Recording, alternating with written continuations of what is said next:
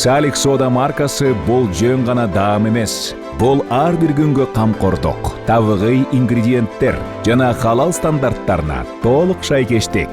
Ар күнүңүздү даамдуу өткөрүңүз. Орозоңуздар кабыл болсун. Меримдүү, ырайымдуу Аллахтын аты менен баштаймын. Ар бириңиздердин үйүңүздөргө жараткандын саламын, меримин, берекесин тилөө менен биргеликте туткан орозоңуздар кабыл болуп, кылган ибадатыңыздар толук түрдө кемчилдиксиз кабыл болсун. Рахмат жааган Рамазан берүүсүнөн сиздер менен кайрадан жолугутуруңузга өтө кубанычтабыз. Бүгүн бизде конокто үй бүлөлүк консультант, психолог Асанова Сумая айым, Кечикпечи ата китебинин автору. Урматтуу Сумая айым, биздин студияга кош келипсиз. Рахмат жон, саламатсыздарбы? Саламатчылык, убакыт таап келгениңизге ыраазычылык билдиребиз. Жана биринчи эле сурообуз, күнү бою суусуз, ачка, тамаксыз жүргөн учурлар бул өтө узак убакыт болуп атпайбы? Адамдын психологиялык абалына кандай таасир берет? Рахмат жон чакырганыңыздар үчүн алгач. Негизи узак мөөнөттөгү ачкалык, суусуздук дегенде стресстик абал деп сурап атасыз да. Мисалы, стресстик абалда, стресс бул эмне деп айтканда, кандайдыр бир күтүлбөгөн кырдаалдарга биздин организмдин көрсөткөн бир реакциясы деп айтсак болот да. Ал учурда баарына бирдей деп айта албайбыз. Бул стресстик абалды кимдир бирөө үчүн бул стресс эмес болуп саналышы мүмкүн. Бул дагы ар бир адамдын жеке өзүнүн абалынан көз каранды да, ички туруктуулугунан көз каранды. Мисалы, жалпы эле баарыбыздын эле дин боюнча сабаттуу эмессиз да. Мисалы, илимибиз жок сиздердей болуп, бирок өзүбүзгө ылайыкташкан акты ак, караны кара деген билген жагыбыз классикалык жактан эле билишибиз мүмкүн. Ошол себептен мен стресстик абалга кимдер кабылат дегенде, жанагы организмибиз даяр эмес учурда жүргөн адамдар үчүн бул бир аз оор болот, психологиялык жактан дагы. Бул негизи руханий жана физикалык тең салмактуулуктун кармалышы да. Ошол учурда биз ошол тең салмактуулукту бир учурда, бир жерде кармап алсак, бул проблема болбойт. Эгерде чын эле күнүмдүк көндүмдөрдө бул суусуздук, ачкалык, бул чын эле кимдир бирөө үчүн бул көйгөй, кимдир бирөө үчүн бул стресстик абал. Бирок эң жакшысы мен бир нерсе айткым келип атат да. Азыр учурда аябай популярдуу болуп атпайбы? Өзүңдү тааны, өзүңдү бил, анан өнүк деген сыяктуу. Бирок мен бир адис катары айтат элем, кандайдыр бир депрессиялык же стресстик абалда бирөө келсе мага, аны менен иштешүү үчүн тим эле 6 айлап созулуп кетиши мүмкүн да. Рамазандын эң жакшы жагы, Рамазанда 30 күндүк орозо болсо, ошол учурда адам толугу менен өнүгүп, өсүп, өзү каалаган бир абалга жете алат да. Бул аябай кызыктуу нерсе. Демек, биз аң сезимдүү түрдө кабыл алышыбыз керек экен да. Башка учурда, мисалы, психологдорго кайрылганда же болбосо жардам иретинде келген учурда кандайдыр бир эки тараптуу күрөшүү менен, араң ошол процесстин жүрүүсү менен көп убакыт талап кылат да.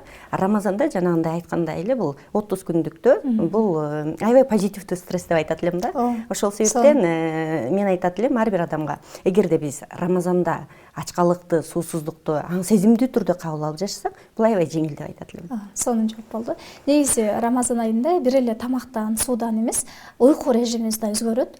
Негизи эле бул уйку режими адамга канчалык түрдө психологиялык абалына таасир берет? Бул өтө чоң таасир берет. Эгерде биз атайын илимпоздор изилдеп айтып келген да, түнкү 11ден таңкы 4кө чейинки уйку бул өтө маанилүү уйку деп. Демек, биз Рамазанда бул нерсени бир аз бузуп алышыбыз мүмкүн, бирок ошентсе деле адамдар ошол уйкуну дагы да бир калыпта кармоо максатында мен айтат элем, эгерде мүмкүнчүлүк болсо, күндүз күн дагы 1 саат өзүнө уйкуга убакыт бөлүп берсе, бул дагы жакшы деп айтам да. Анткени уйкусуздук дагы адамды стресстик абалга алып келет. Ошол себептен ооз ачкандан кийин, ифтардан кийин, кечки намаздарын түккөндөн кийин дароо уктаганга мүмкүнчүлүк болсо, ибадаттарынан кийин, бул жакшы нерсе. Анан көбүнчө айтат да, бул психологиялык көз карашты айтканда медитация, аффирмация деген нерселер бар. Мен бул нерсени айтат элем, эгерде кимдир бирөө намазда болсо, диний жактан өзүн бир жетиштирген киши болсо, чыныгы медитация ошол болот эле да. Алар стресстен алып чыккан, Аллага жакындатуу, сонун. Өтө сонун жооп болду. Мен ошол суроодун артынан бир суроо жаралды да. Негизи бул Рамазан үй бүлөлүк майрам катары бизде калыптанып келе жатат да, буюрса жакшы жакка карайчы. Ушул Рамазан айында үй бүлөлүк абалдардагы мамилелер кандай болуш керек? Жада Рамазан кандайдыр бир үй бүлөлүк абалдарга психологиялык жактан таасир тийгизе алабы? Негизи адам баласы бул социалдашуу менен жаралат да. Биз сөзсүз кимдир бирөө менен пикир алмашып турушубуз керек, кимдир бирөө менен сүйлөшүп турушубуз керек. Бирок Рамазан айында эмнегедир адамдар мындай социалдык изоляцияга кирип калат да, эмоционалдык изоляцияга кирип калат.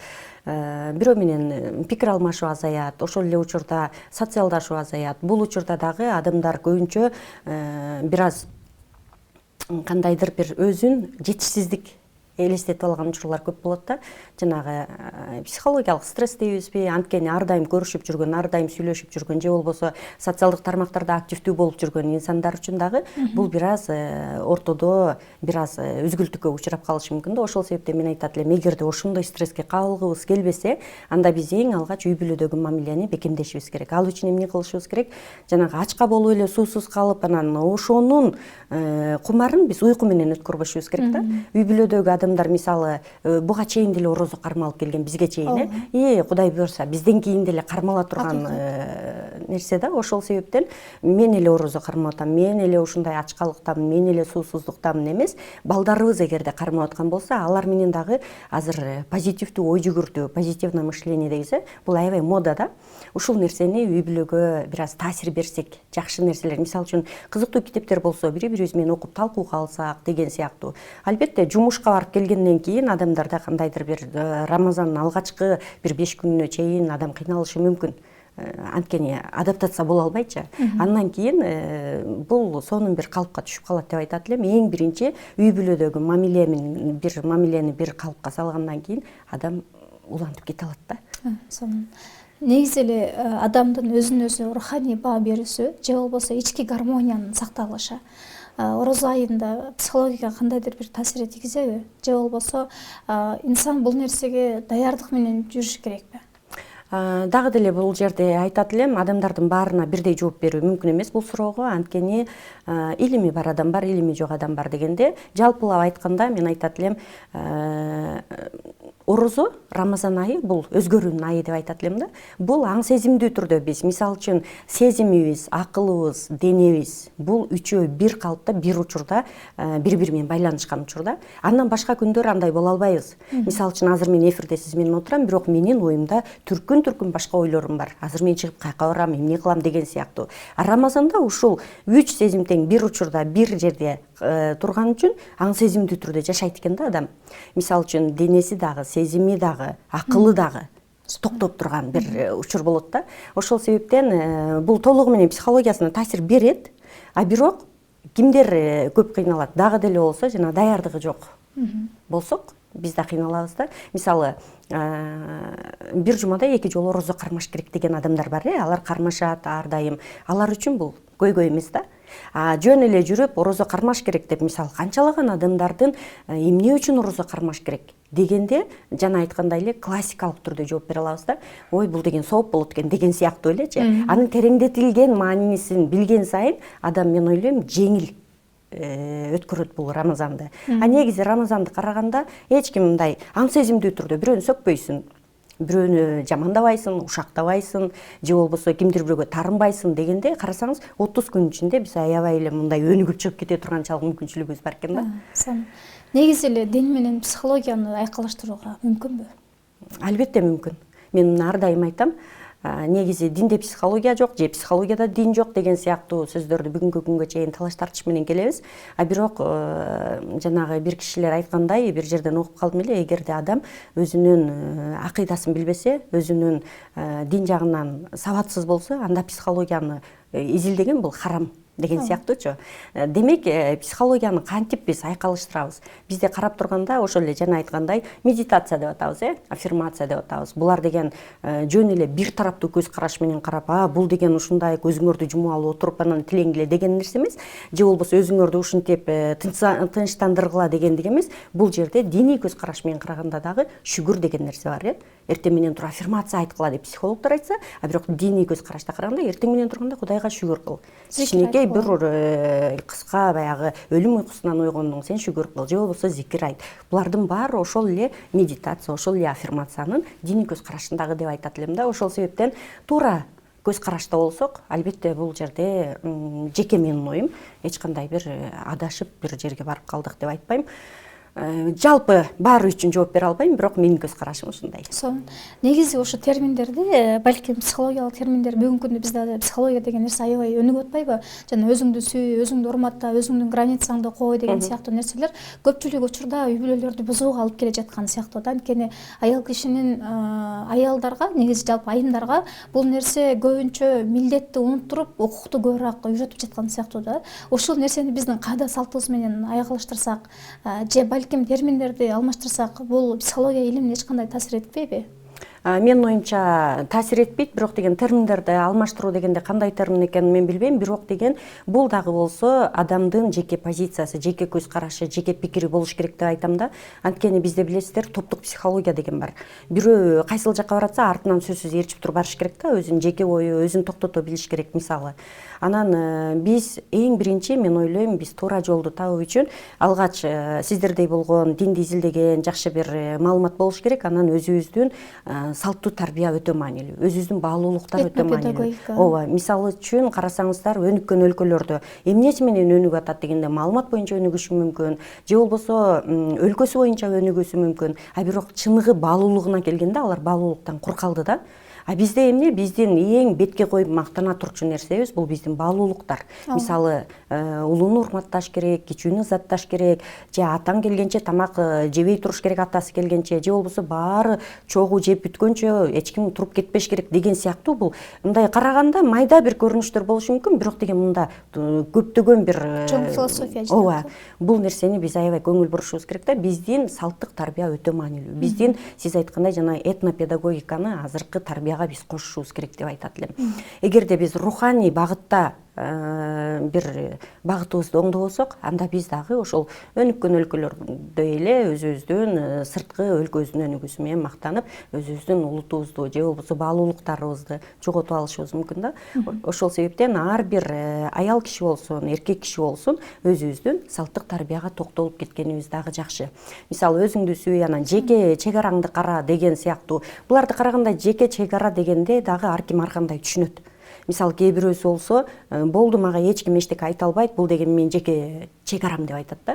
Бирок деген жеке чек ара дегенде сен өзүң акты ак, караны кара деп айта ал деген сыяктуу да. Бул диний көз карашта баягы күйөөңө барып туруп, же болбосо жок мен сенин балдарыңды бакпайм, же дагы кандай ушул биздин салттык тарбияга каршы келе тургандай бир нерсе жок деп айтат элем да. Ал нерсеге барбашыбыз керек.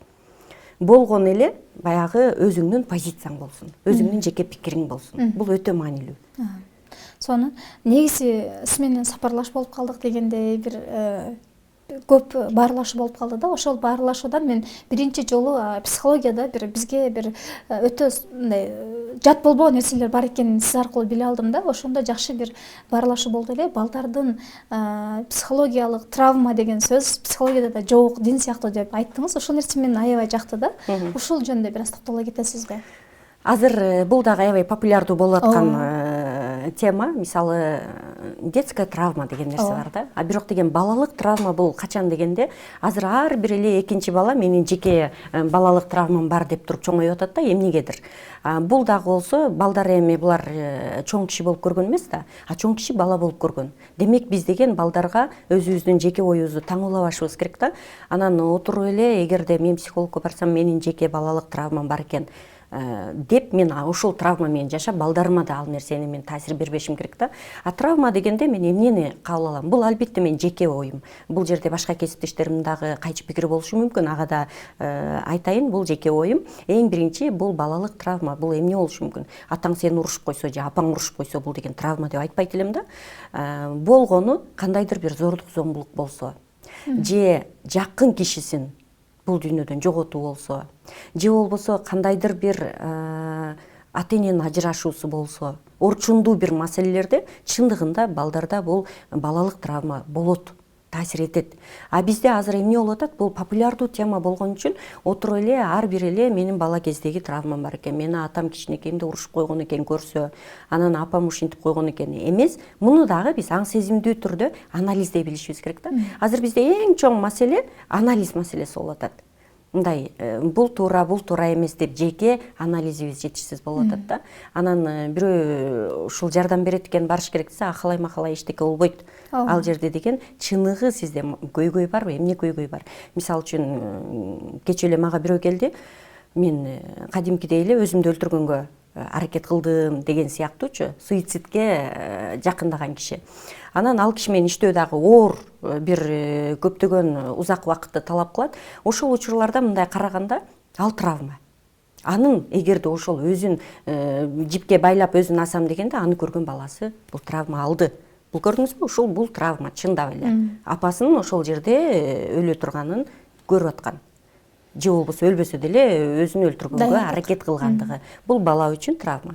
Анан отуруп алып эле сөз менен айтып эле мен эртең өлөм, мен коем деген бул бала үчүн травма дегенде бул жөн гана баланын бараткан туура багытын бузуу деп айтат элем да.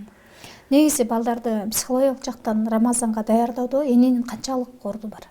Эненин таасири аябай көп. Мисалы үчүн ар дайым эле айтып келебиз да, бала тарбиясында энелер көп пайызда таасир эте алат. Аталар дагы таасир этет. Бирок аталарга караганда эне ар дайым баланын жанында болгон үчүн, эне ар дайым бала менен байланышта болгон үчүн энелердин таасири көп. Мисалы үчүн энелер, эне катары мен да айтам да, эгерде мен өзүм үшүп аткан болсом, эмнегедир балам да үшүп аткандай сезилет да. Эмнегедир мен курсагым ачкан болсо, балам да курсагы ачкандай сезилет. Демек, бала менен эненин ортосундагы байланыш бар. Бул нерсени жокко чыгара албайбыз. Кээ бир апалар айтат да, эмне үчүн мен бала багып отурушум керек үйдө, эмне үчүн мен баланы карап отурушум керек, мен деле сыртка чыгышым керек күйөөмдөй болуп деп. А бирок бул бизге берилген, бул мындай айтсам, рахат да. Бала тарбиялоо, баланын тилин билүү деген бул деген рахат. Кадамын көрүү, ооба. биринчи сөзүн угуу. Эмнегедир акыркы учурларда бул бизде бир аз жүк катары кабыл алынып атат да. А эгерде биз аларды жүк катары көрсөк, эртеңки муун кандай болуп чоңойот да? Эртеңки муун кандай апа күтөт? Кандай апа болот деген сыяктуу. Ошол себептен жакшы иш болсун, жаман иш болсун, пайдалуу иш болсун, пайдасыз болсун, энелердин таасири өтө көп. Бүгүнкү күндө жана виртуалдык жашоолордо психологиялык дейбизби, же болбосо жана мындай айтайлычы, профессионалдуу эмес психологиялык жайылтуулар, ар кандай курстар, кыска мөөнөттүк, же болбосо ушунча 3 күн келсең мен сага ушундай психологияны ушундай бир жаатын үйрөтүп салам деген сыяктуу нерселер болуп атат да. Ушундай бир туура эмес маалыматтар менен кантип күрөшүүгө болот? Азыр аябай күрөшүү жакшы болуп атат окшойт.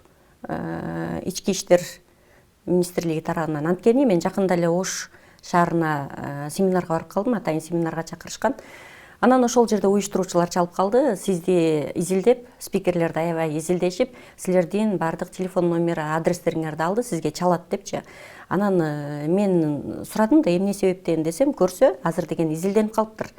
Дипломдуу психолог, сертификат алган психолог деген сыяктуу. А эгерде чыныгы жанагы психологияны окуп, дипломдуу психолог болсо, аларга уруксат экен да. Анан мен бул нерсеге ыраазы болдум бир чети. Анткени азыр чын эле жанагы анализ темасын айтып калбадыкпы? Адамдар анализдеш керек да. Каяка кайрылыш керек. Анан айтат эмеспи, бир сөз адамды жашатат дагы, бир сөз адамды өлтүрөт дагы деп. Ошол себептен аябай жардамга муктаж болуп аткан киши үчүн кимдир бирөөнүн жакшы сөзү аны жашатышы мүмкүн. Кимдир бирөөнүн туура эмес багыты аны башка багытка багыттап коюшу мүмкүн деген сыяктуу да. Ал жагынан мен ушундай жооп берет элем, жакшы иштеп атышыптыр. Сонун. Негизи эле психология дегенде же болбосо диний көз караш менен караганда, чынында бул өөн учурай турган термин катары кабыл алабыз да. Бул эми жашыруу нерсе эмес. Ооба. Бирок Рамазан айы келип атканда сөзсүз түрдө биз ар тараптуу карашыбыз керек. Анткени адамдын бүгүнкү биздин 21-кылымда технология өнүккөн заманда бул нерсе жашыруун сыр эмес.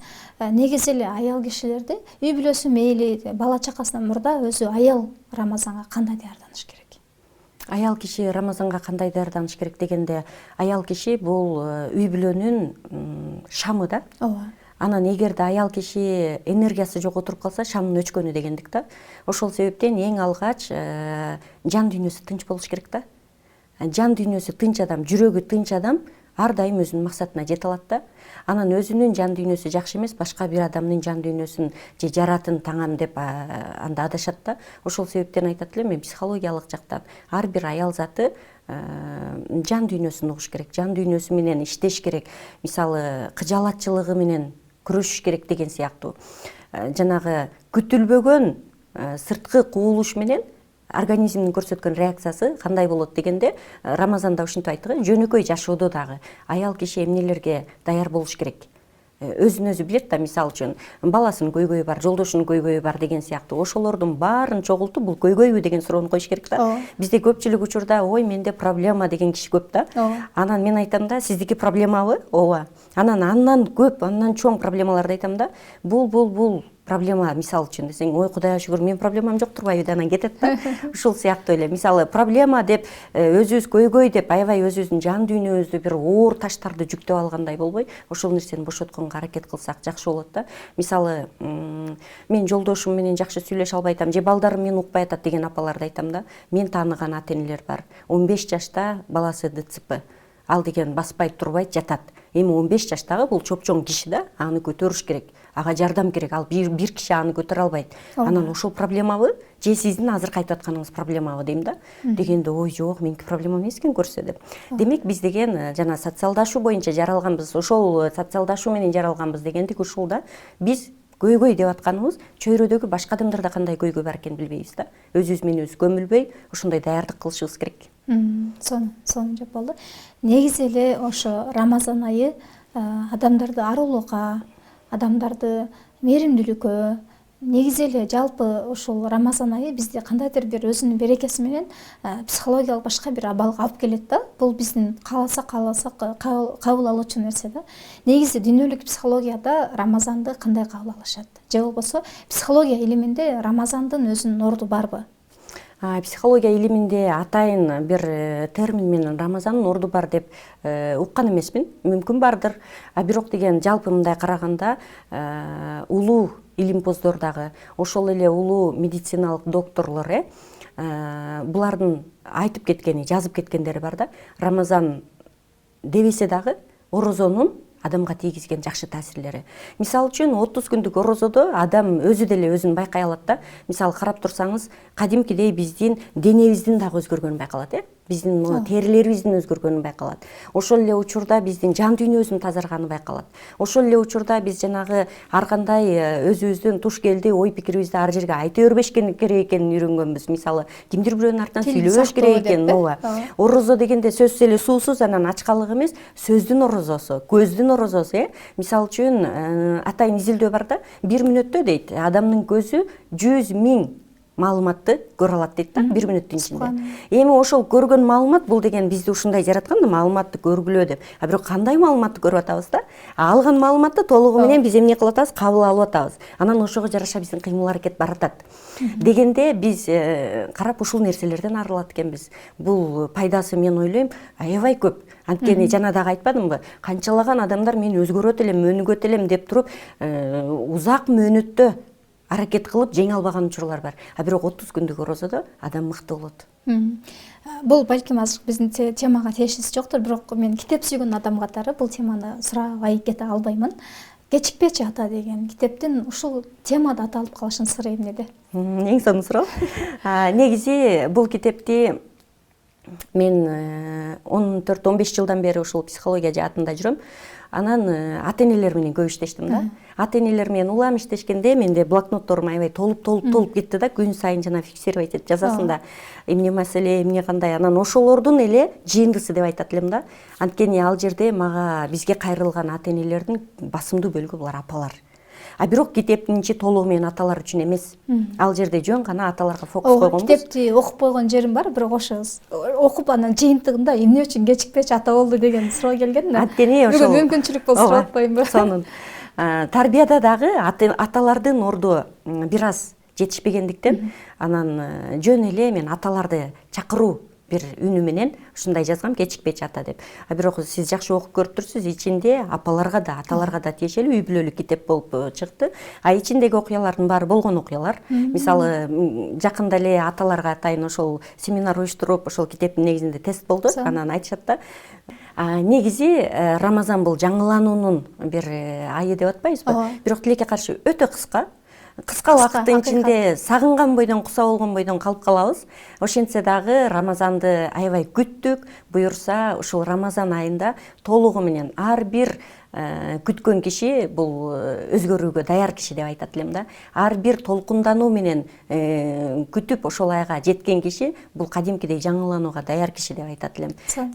Демек, баарыбыз жаңыланганга муктаж экенбиз деп айтам да. Анткени көптөгөн кишилер Рамазанды бир жылдын ичинде кайра экинчи жыл келгенге чейин сагынуу менен күтөбүз. Ооба. Убактыңызды бөлүп бергениңизге, ушул жакка келип тажрыйбаңыз менен бөлүшүп бергениңизге ыраазычылык билдиребиз. Сизде эркин микрофон. Жалпы кыргыз элим баарыңыздарды, мусулман бир туугандардын Рамазан айы кут болсун. Куттуу Рамазан баарыбыз үчүн берекелүү болсун. Кимдин кандай ой максаттары болсо орундалсын. Анткени Рамазан айында ушунчалык бир мүмкүнчүлүк болот. Эч бир нерсе тоскоол боло албайт. Койгон максатыңа жетесиң деп мен ишеним менен айтып кете алам. Анткени бул Рамазандын бир сыйкырдуу өзүнүн жакшы бир касиеттерин көрүп эле келебиз да. Ошол себептен жаңылануу айы кут болсун деп айтат элем. Чоң рахмат. Урматтуу эже-сиңдилер, рахмат жаган Рамазан берүүсүнүн алкагында бизде бүгүн конокто психолог, үй бүлөлүк консультант, Кечикпечи ата китебинин автору Асанова Сумая айым болду. Баарыңыздардын үйүңүздөргө бейкутчулук тилейбиз. Туткан орозоңуздар, кылган ибадаттарыңыздар кабыл болсун. Ассаламу алейкум ва рахматуллахи ва баракатух. Аллаху акбар, Аллаху акбар. Allahu Akbar,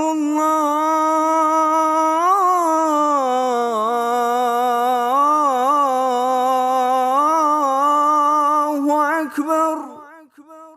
Eşhedü en la ilahe illallah. Eşhedü en la ilahe illallah.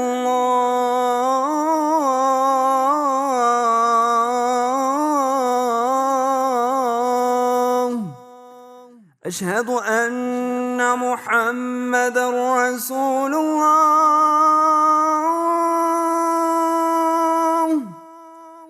أشهد أن محمدا رسول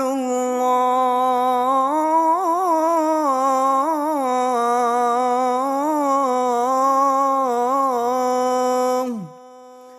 حي على الصلاة.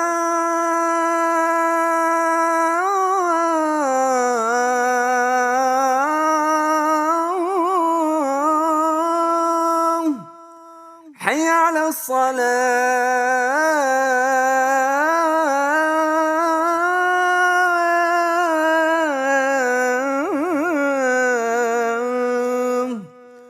حي على الفلاح.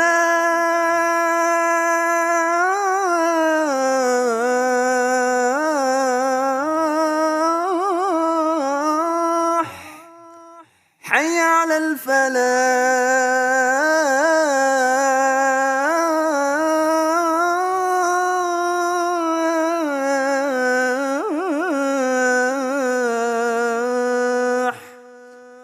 الله أكبر،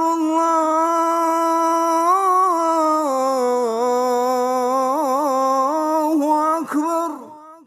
لا إله إلا الله.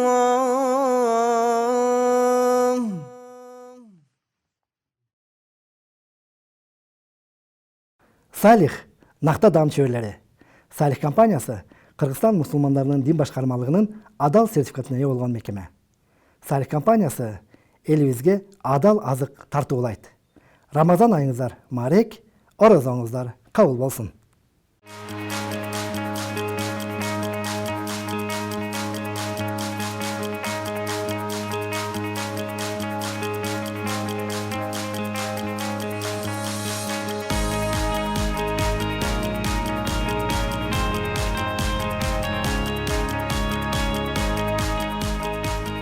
Салих Сода маркасы Кыргызстандагы эт өнөр жайынын лидери. Бардык продукциялар халал принцибинде даярдалып, эл аралык стандарттарга ылайык EAC ISO 22000 талаптарына жооп берет. Салих Сода маркасы сапаттуу продукцияларды өндүрөт. Колбаса азыктары, эттен жасалган деликатес, сэндвичтер, хот-догдор жана бургерлер,